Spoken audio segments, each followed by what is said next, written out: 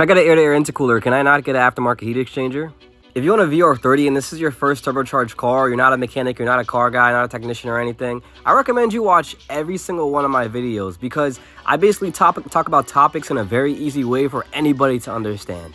Here's some VR30 vocabulary. I wrote it down right here so you could read it. But the whole point of having a heat exchanger is to cool down the charged air from the turbocharger. The turbocharger is blowing hot air, all right? You need to cool that air so you get more oxygen to the engine. The heat exchanger's job is to cool down the air before it gets into the engine so you have more oxygen going to the engine, you can push more power.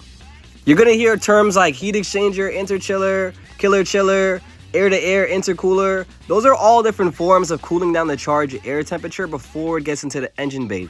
Those are all basically air coolers before it gets into the engine so you can keep consistent power. To answer your question, no, you do not need a heat exchanger if you get an air-to-air intercooler.